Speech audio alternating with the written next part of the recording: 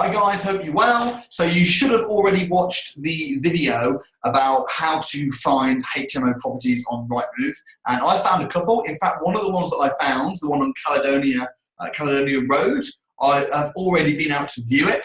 So I did that video a few hours ago. Since then, I've been out to view it. I've offered on it. The offer's been accepted, and I've sold it for £2,000.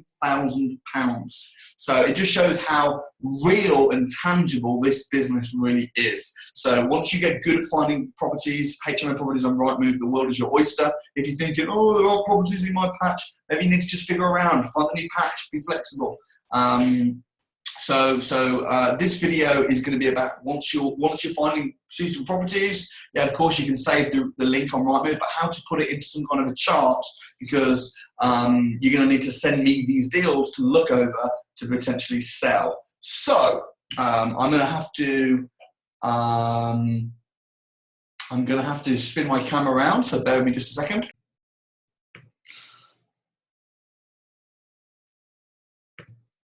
Okay, here goes. Right, so your chart needs to look something like this, and you're going to need to do this on Google Sheets, and then you can then share it with me, and you can share it with me on my address samuel@property-investors.co.uk, or I could alternatively share this sheet with you, and if you give me your email address, I can do that. So first thing you're going to need to do is you're going to need to put in the property link. If it's a bad property, then don't put it in the link. don't put it in the sheet at all. If it's good, then pop it in the sheet. So let's do this with the property perhaps that I found today. We can work this through.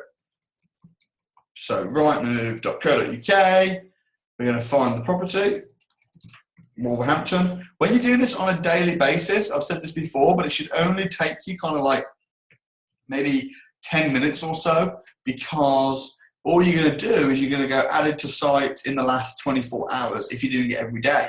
So price range, minimum of 70 up to 110, 3 bedrooms.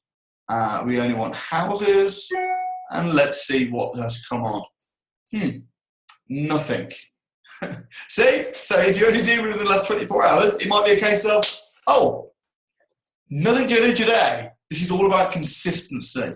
You can't make 2-4 grand every time you spend half an hour on this. If you could, you'd probably do this full time and be a multi-millionaire within 6 months. So sometimes your patch is going to be nothing available. It's about doing it, little and often. So we're going to change that from last 24 hours to last 7 days. And we've only got five in the last 7 days. So again, as part of your patch, you might want to consider having a few areas, or something just slightly broader than just one city. So what have we got? We've got this one, Hardy Square, which the condition looks reasonable. Floor plan, it's not going to work. I think we've already looked at this one in our last video. I've just got a super short memory. Here's the one. I love that one. There's also, is there another one? Oh, Merrydale Street. Let's have a look. Good condition.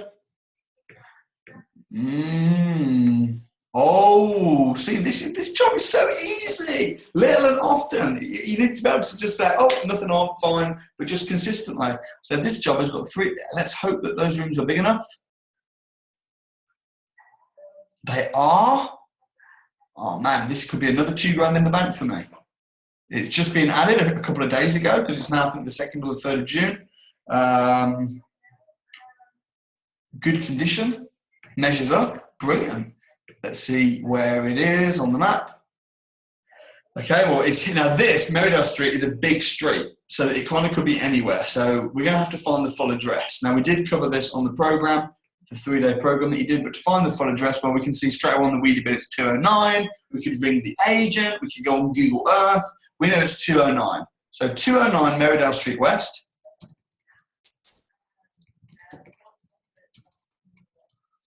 Okay, we can see that it does fit. It is close to the centre. So let's fill out our chart. Wow, let's see. Right, you can see I've got an an awful lot of tabs opened up, so please bear with me. All right, where is this now?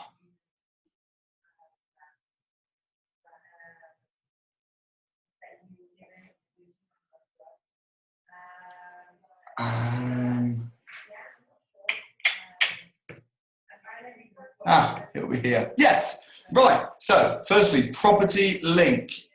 So we're going to copy this. This is the house, and we're going to put it here and stretch this out. Asking price is 95,000. Now, if that's more than 25 grand a room, if the asking price was 110, I wouldn't even put it on the chart because it's not going to work. It's got to be 25,000 pounds a room, unless you ring the agent and say, are they open to offers? And then maybe, but generally speaking, we're going to be sticking to 20. There's no point you giving me a whole bunch of properties where they don't tick the boxes. So 25 grand a room, boom, ticks that box.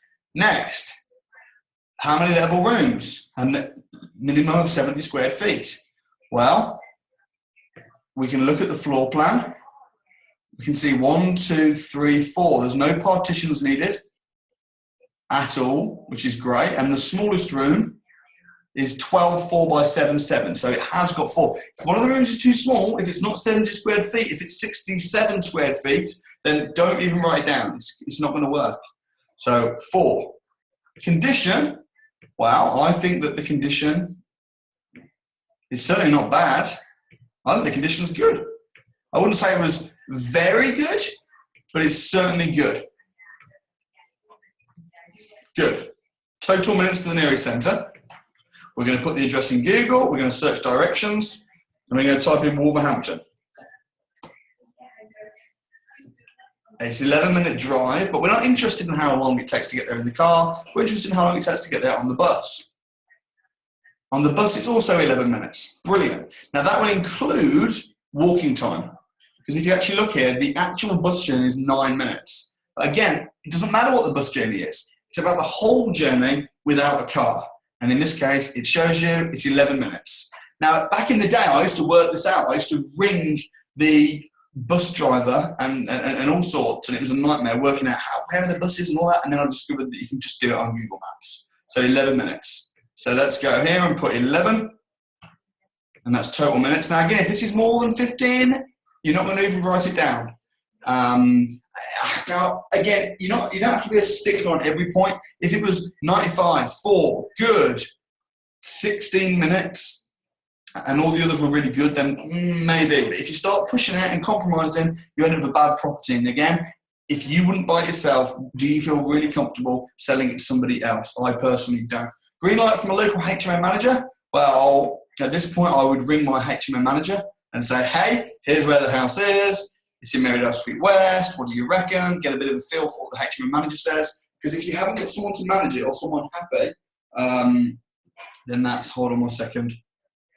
Hello, can I help? Someone's calling from Brighton. Hi, Courtney. Just let you know, I spoke to the mayor. I've been in evaluation myself, and he's going to go and speak to his I think it's his wife.